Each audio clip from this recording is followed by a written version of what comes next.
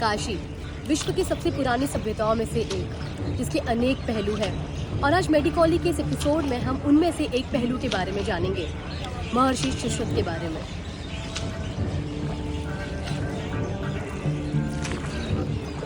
हम काशी में हैं और महर्षि सुश्रुत के बारे में बात न करें ऐसा हो नहीं सकता जी।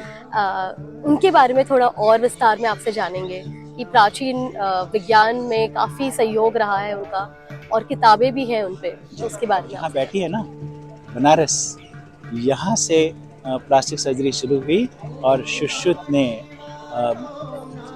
मतलब ईसा से भी 600 से 1000 साल पहले सुश्रुत ने यहीं पर प्लास्टिक सर्जरी शुरू की और उनका एक बहुत ही वैज्ञानिक स्कूल था। और यहाँ तक कि जो शरीर की संरचना है जिसे हम एनाटमी कहते हैं, और एनाटमी को हम लोग MBBS के फर्स्ट ईयर में ही पढ़ते हैं, तो वो वहाँ एनाटमी पढ़ाया करते थे।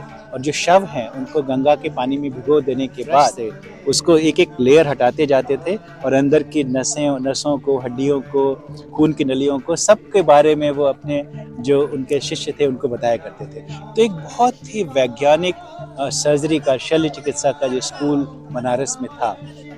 और सुश्रुत आज भी सारी दुनिया में प्लास्टिक सर्जरी के जनक माने। हमारा जो विज्ञान था, खासतौर से चिकित्सा विज्ञान जो था, जो आयुर्वेद था, वो उस समय बहुत विकसित था क्योंकि उसका आधार जो था वो वैज्ञानिक था। जैसे थोड़ी देर पहले बताया आपको कि एनाटमी के लिए ह्यूमन बॉडी को जो है लकड़ी के ब्रश से साफ करके देखते थे। तो जो ईसा से 1000 साल पहले से ज़्यादा से हमारे जो सर्जिकल स्कूल्स हैं वो बहुत ही प्रगतिशील थे। वो तक्षशिला में हो, चाहे वो काशी में हो, चाहे पाटलिपुत्र में हो, यहाँ पर जो सर्जिकल स्कूल थे वो बहुत ही। भारत में नाक कान काट के सजा देने का प्रावधान था, तो जब नाक कान काटे जाएंगे तो एक ज़रूरत थी नाक कान को बनाया जाए। तो नाक को बनाने के लिए यहाँ पर बहुत सारे स्कूल से बहुत सारे वैद्य थे जो कि नाक बनाने के लिए सर्जरी करते थे। सुश्रुत में तो खैर गाल से मांस लेके नाक बनाया था, लेकिन बाद में माथे से मांस लेके, फोरहेड से मांस लेके नाक बनाया जाता था।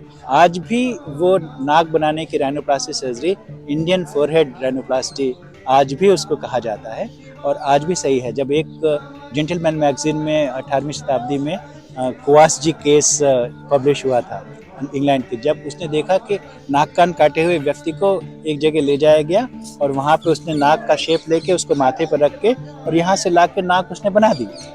और आज भी मैं आज भी वैसे ही नाक बनाता हूँ, अगर नाक कटी हुई हो तो नाक वैसे ही बनाता हूँ और यहाँ पे खून की नलियों पे आधारित वो मांस होता है। तो वो उस समय भी सही था। क्यों? क्योंकि एक वैज्ञानिक आधार था। उस समय हमारा जो चिकित्सा है और शल्य चिकित्सा दोनों बहुत ही उन्नत थे। बाद के वर्षों में उसमें बहुत ह्रास हुआ और हमारी पुस्तकें, हमारे स्कूल, वो सब नष्ट हो गए, तो उसकी निरंतरता बनी नहीं रह सकी। लेकिन उस समय सुश्रुत के समय, और इसलिए सुश्रुत, मैं एक बार शिकागो में एक म्यूजियम में गया, सर्जिकल म्यूजियम में गया, तो वहाँ मैंने देखा एक किताब खुली हुई है और वो सुश्रुत संहिता है। और उस सुश्रुत संहिता में वो श्लोक खुला हुआ है, उसका अर्थ लिखा हुआ है, जिसमें उन्होंने लिखा है कि सर्जन की उंगलियां कैसी होनी चाहिए, उसका पूरा वर्णन है उसमें।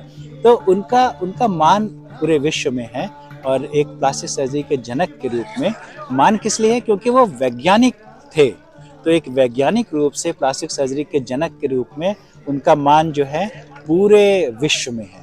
काशीराज देवदास के अंडर में जो फिर सुश्रुता जो थे, सुश्रुता कई बार कहते हैं कि वो एक चेन ऑफ गुरुज थी, वो एक व्यक्ति नहीं था, एक चेन ऑफ गुरुज थी। तो सुश्रुता स्कूल्स हुआ करते थे। तो लेकिन अब अगर एक व्यक्ति को माना जाए तो सुश्रुत, महर्षि सुश्रुत को अगर कह दिया जाए तो वो ईसा से 600 साल से 1000 साल के बीच में कभी वो बनारस में थे। तो सुश्रुत संहिता भी है और मैंने सुश्रुत संहिता पढ़ी है और मेरे बर्न की थीसिस में उसका कुछ पार्ट भी उद्धृत किया गया है। तो उस समय जो उन्होंने बर्न का वर्णन किया है या किसी घाव का जो वर्णन किया है, आज की तारीख में भी वो अक्षरशः सही। बर्न की उन्होंने 4 डिग्री, जैसे हम लोग first, second, third, fourth degree कहते हैं, तो उस समय भी अतिदग्धम, सम्यक दग्धम, दुर्दग्धम, इस तरह से करके 4 डिग्रीज उन्होंने वर्णन किया था। और उन सभी डिग्रीज का अलग अलग कैसा घाव होता है वो उन्होंने बहुत ही विस्तार से वर्णन किया है, जो कि आज भी बिल्कुल सही है। और उनके जो सर्जिकल इंस्ट्रूमेंट थे, आज भी बहुत सारे सर्जिकल इंस्ट्रूमेंट उसी आकार के होते हैं। तो क्योंकि उसका आधार वैज्ञानिक था तो वो सर्जरी सही थी। बहुत सारी सर्जरी करते, तो मुझे बहुत हर्ष है कि काशी में रहते हुए मैं उस परंपरा का सबसे बाद वाला एक हिस्सा हूँ, सबसे ताज़ा और नया हिस्सा हूँ। हालांकि मेरे बाद भी अब आगे पीढ़ियाँ हैं प्लास्टिक सर्जन्स की, तो उसी परंपरा में की कड़ी में मैं एक नीचे आई हुई एक कड़ी हूँ।